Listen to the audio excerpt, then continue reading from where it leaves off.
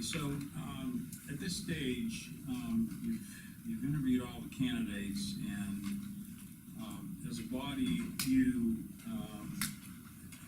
have a decision to make and a ranking process to go through.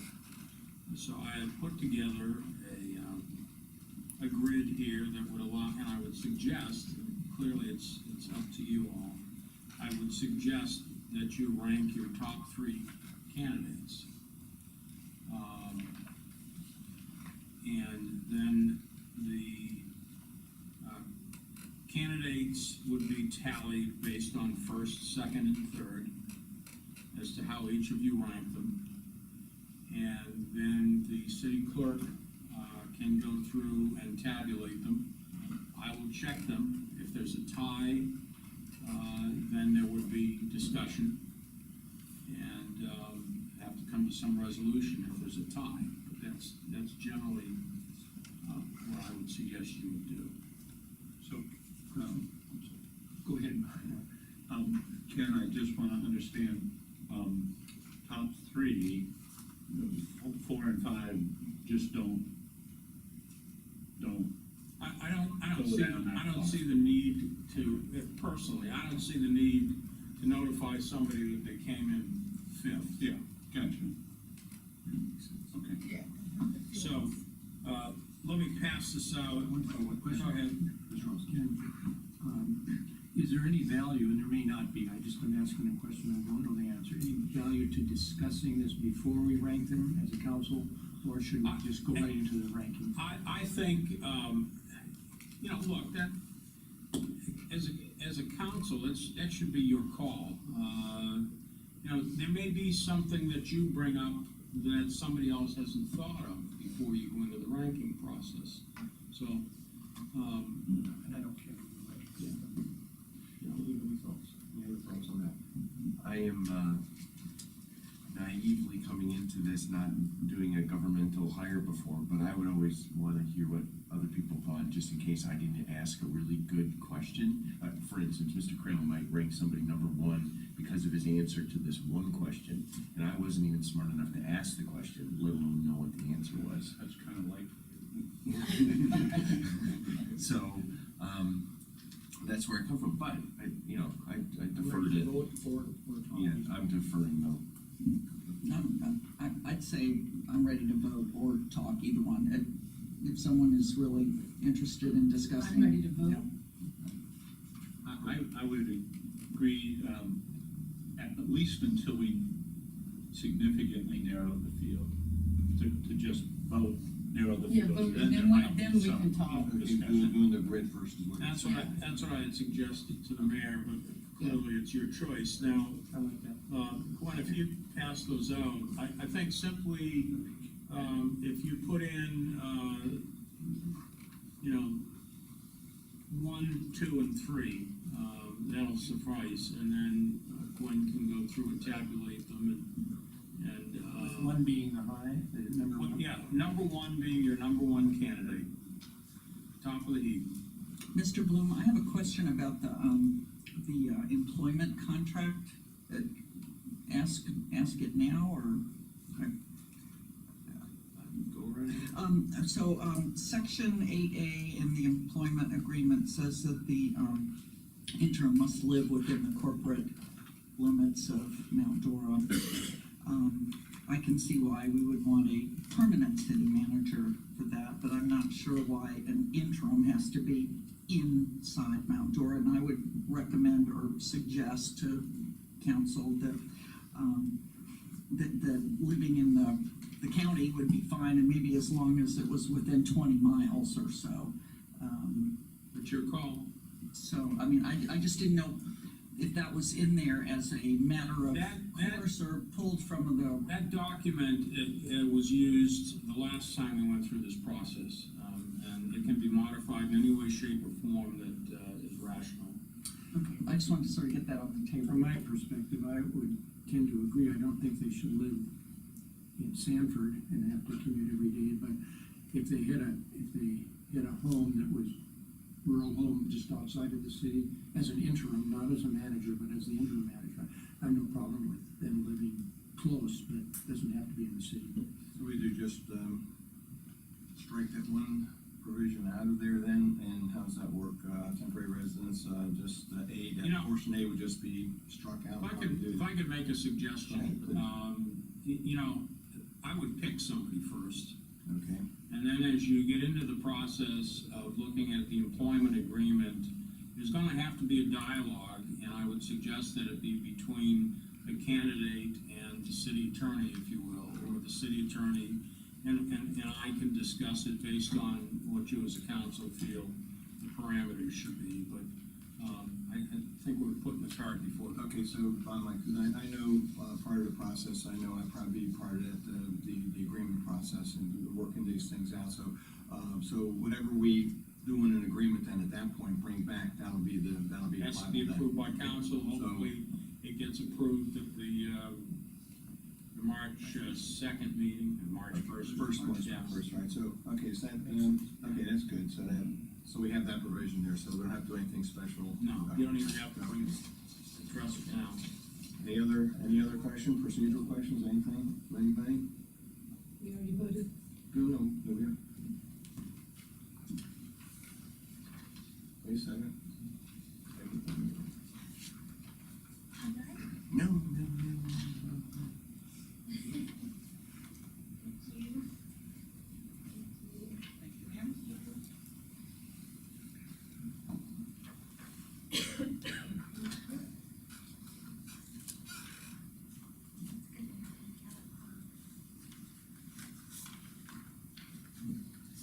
I'm assuming the record reflects we have a legal counsel here. Yes. Somebody, okay, Yes, it very good. I'm giving the recognition you deserve. You.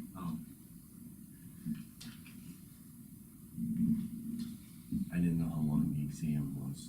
I thought I had 20 minutes.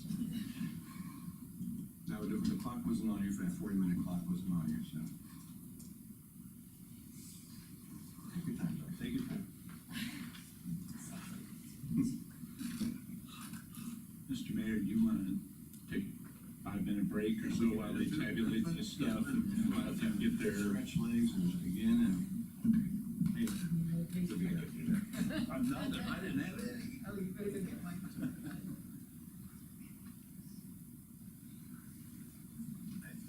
Oh, wouldn't that be council and a half? Wouldn't it be council and a half? Right, so I gotta share a story about Mr. Creel that I think I won't get in trouble for.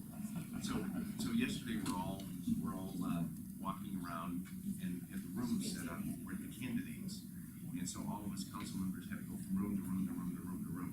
So, you know, for Mr. Creel's past, of course, he was school administrator, right? So I'm walking around with my book bag, walking. And instead of asking a certain way, it came out of him like it was just, he goes, you know where you need to be?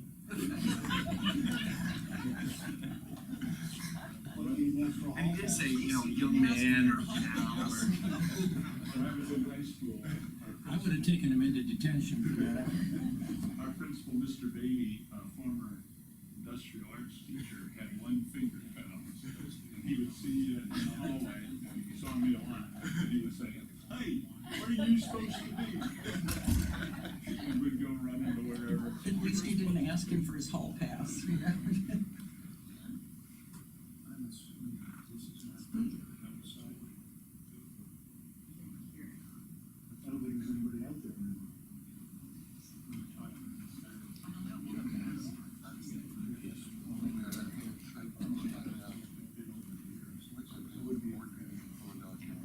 Oh, yeah, yeah, yeah. Oh, yeah, that's fine.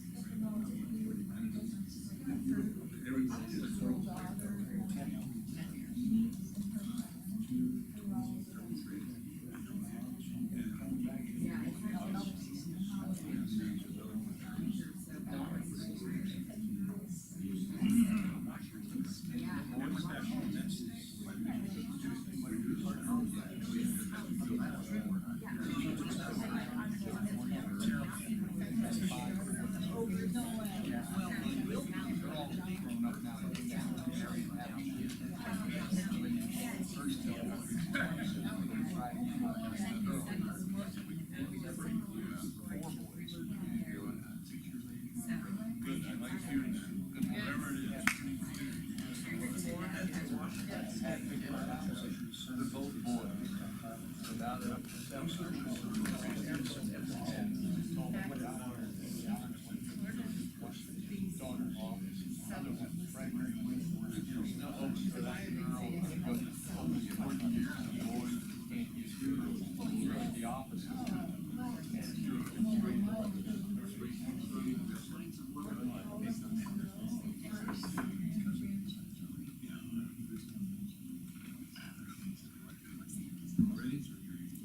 would you like me to go ahead and read the result?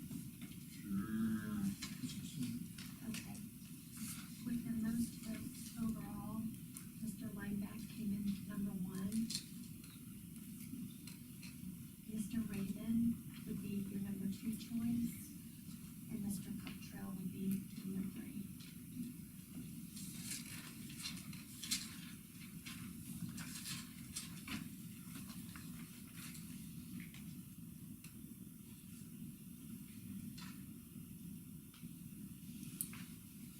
So no ties, nothing.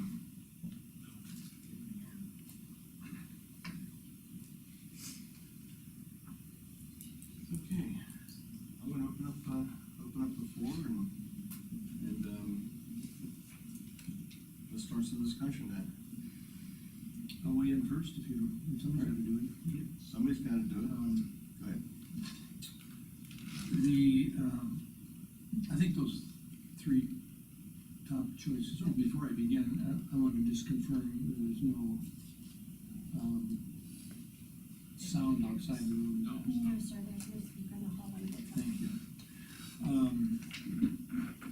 I think those were the three logical 1, 2, 3 choices.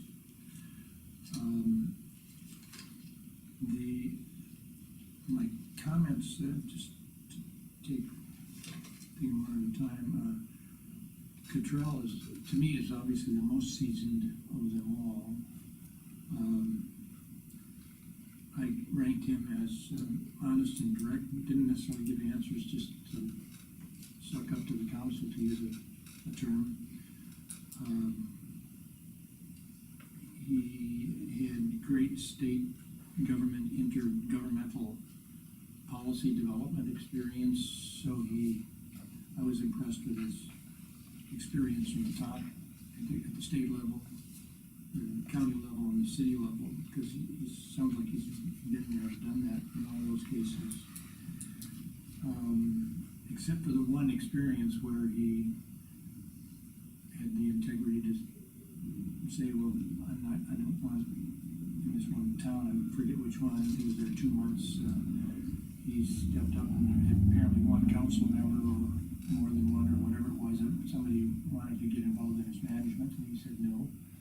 And that speaks well of him in my book. That's a gutsy person that is a manager and doesn't necessarily want to get along by going along. And I value that personally. From a negative standpoint, obviously he had a bit too much data to answer questions. He was the most verbose, and I don't mean that negatively. He has a lot of experience, so I can imagine him wanting to share that in as much detail as he could. I think he was bluntly honest, and I value that. That's a quality that is good. I think he's bright. And so that's my comments about him in terms of Langbach. I thought his answers were refreshingly concise. I think he was a bit vague in some answers, and maybe it was just me not understanding the answers, but I think he was a little vague.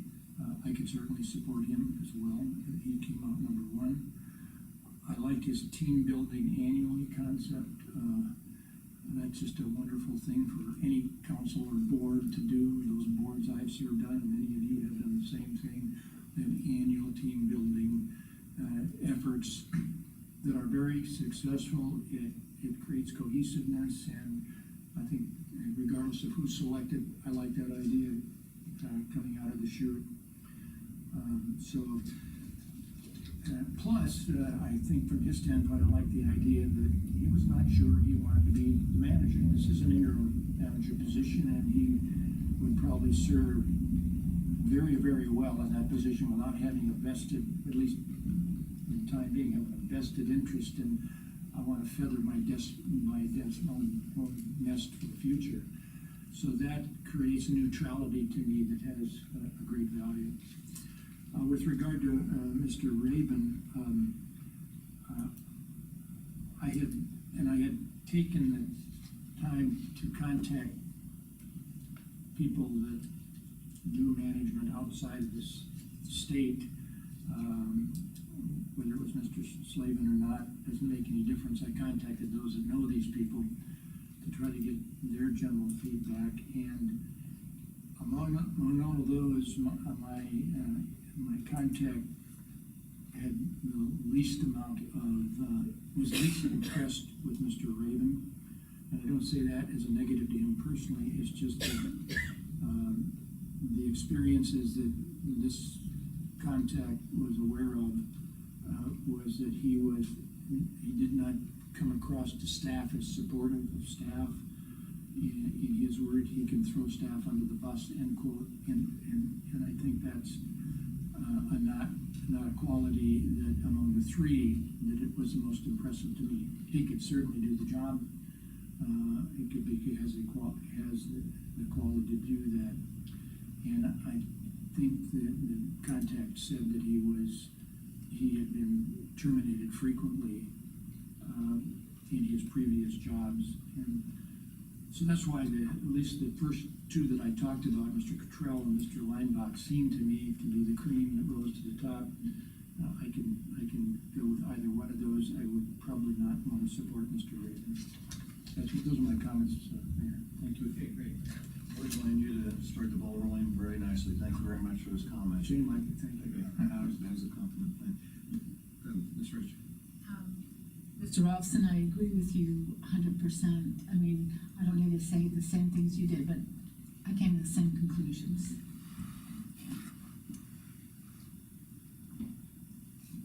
Okay, well, I'm going to, just a couple of things.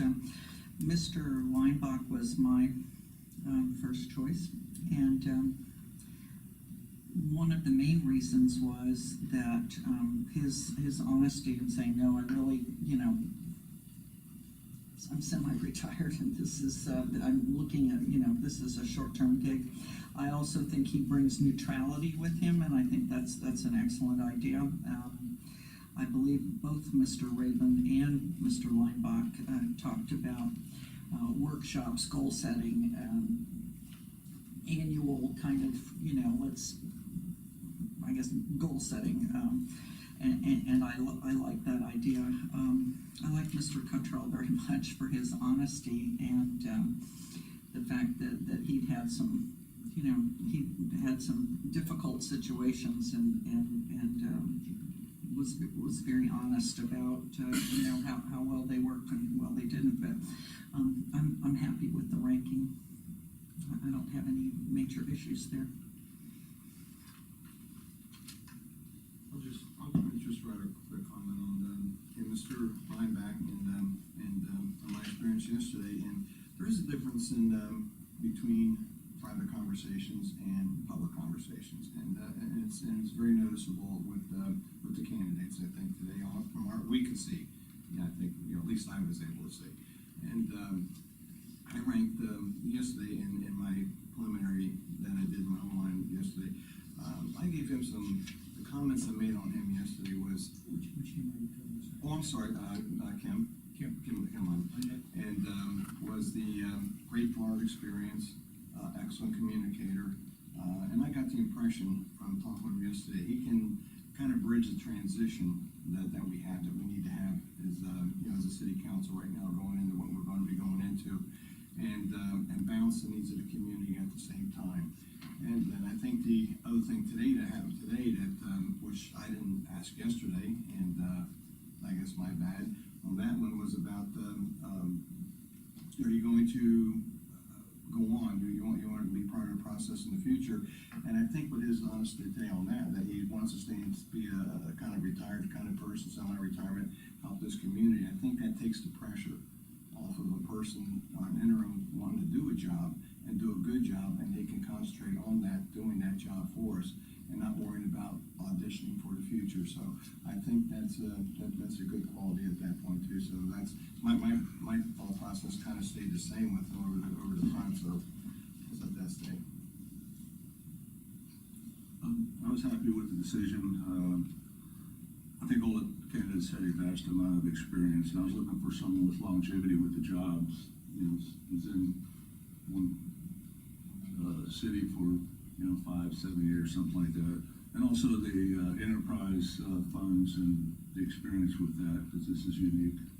And I was looking for someone with Florida, recent and current Florida experience on the way we have to deal with sunshine and our legal representation and as a council would operate. So I'm happy with the way it turned out on the vote.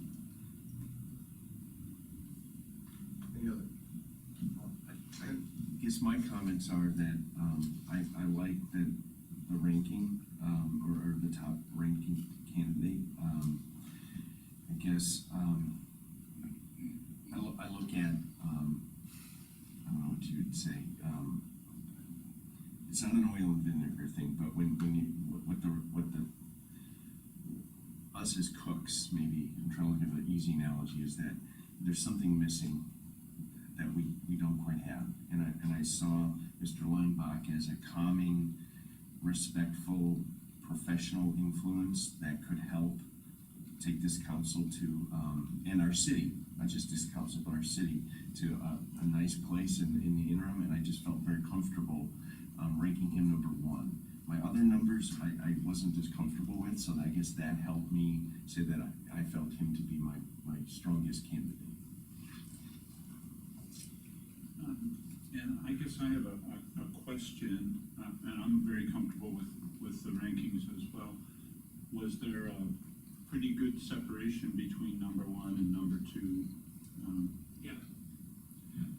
Well, Well, I like okay, I the think, idea of okay, so I think we're at a point where, let's go, this is try for a motion. Mayor, go ahead. I move that we direct the mayor to begin negotiations with Mr. Kim Leinbach for the role of interim city manager, and use staff resources to assist you as needed, and to bring back to council for March 1st an agreement for us to contemplate, approve. I'll second that. Got a motion, second was seconded by Mr. Olin already. Oh, sorry. Okay, and the motion second, and, at this time, we have a motion second, I'm going to allow the public, that's been very nice diligence sitting here today, and I thank you all for being here and taking part of this process also. If anybody has any comment that they would like to make at this point, I'm gonna allow it. Okay, seeing none, back to council, any other? Okay, let's have a roll call, please, or roll vote, please. Mr. Slavy, Yes. Mr. Roulette, Yes. Mr. Creel, yes. Ms. Tillett, Yes. Mr. Rolson. Yes. Ms. Rich. Yes. Mr. Jerome. Yes.